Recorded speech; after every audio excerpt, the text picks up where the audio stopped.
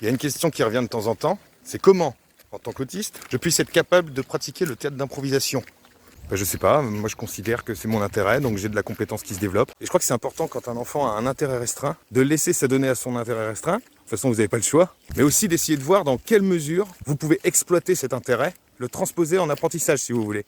Si par exemple votre enfant fait une fixette sur l'histoire de Pompéi et du Vésuve, au départ il va se centrer sur le volcan.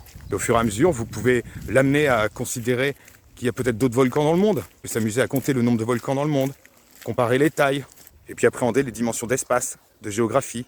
Tout intérêt peut être exploitable et se socialiser.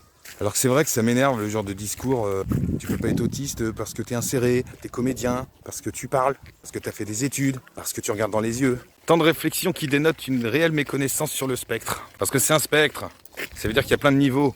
Je dis ça mais ça m'énerve tout autant de considérer qu'à côté des autistes il y a un autre monde, celui des neurotypiques. Toi qui n'es pas autiste, qui me regarde, t'es un neurotypique. C'est vrai que j'aime pas trop parce que déjà c'est trop binaire, puis à trop instaurer un distinguo, on creuse un fossé, un clivage. J'aime bien l'idée de neurodiversité, moi.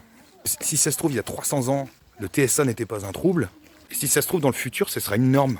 Je me méfie vraiment de ce côté arbitraire dans les distinguos qu'on peut faire. Parce qu'après, on risque d'arriver à des discours du genre les autres, c'est les méchants. On se positionne en victime. Et pour moi, l'autisme n'est ni une carte d'identité, ni une excuse, ni une solution.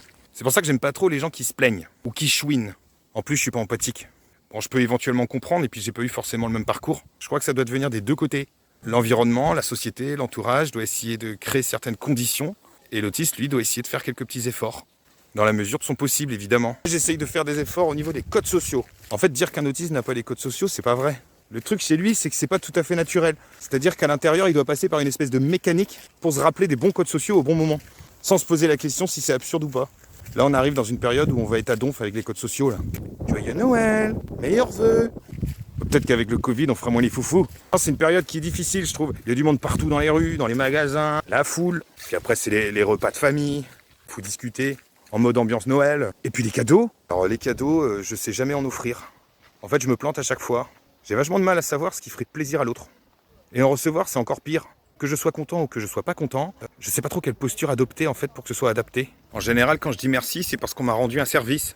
En plus, les paquets cadeaux, ça fait un bruit désagréable. Pour peu qu'on m'offre du matériel high-tech avec du polystyrène dedans. En plus, comme je suis dans une quête d'équilibre, j'ai tendance à être embêté de ne pas pouvoir renvoyer la réciprocité. Mais en fait, ça va au-delà. Quand je reçois un cadeau, je suis au centre de l'attention. Et je ne supporte pas être au centre de l'attention. Ce qui est complètement paradoxal puisque je fais de la scène depuis plus de 25 ans. Je me mets en avant tout le temps.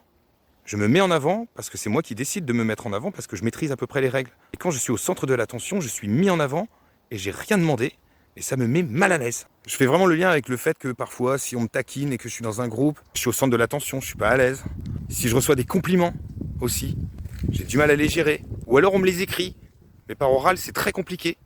Tout ce qui est me faire une surprise, toutes ces situations où finalement je me suis pas préparé dans ma tête.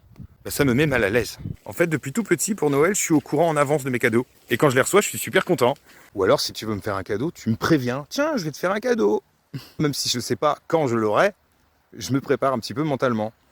Non, ce que je fais en général quand je suis au centre de l'attention, je dévie. Je trouve une parade, en fait. Tu savais que le requin blanc, c'est le seul qui est capable de sortir sa tête de l'eau, histoire de passer à un autre sujet, et surtout une autre personne. Comme je suis comédien d'improvisation, j'ai plein de bottes secrètes. Le théâtre d'improvisation, c'est hyper codifié. Les règles sont les mêmes pour tous. Finalement, il n'y a pas de surprise. On apprend à rebondir sur l'imprévu en permanence. Et en impro, le message doit être clair, direct. Pour qu'une improvisation soit efficace, on évite toutes les politesses. Donc finalement, il y a des codes. Il n'y a pas trop de codes sociaux dans l'impro. N'empêche que c'est une discipline qui m'a vachement aidé dans la communication. D'ailleurs, je pense que je vais essayer de développer ce support en fait pour accompagner des Asperger. M'investir un peu plus dans la paire et danse. Je crois que c'est un projet sympa. Et c'est un cadeau que je me fais à moi-même.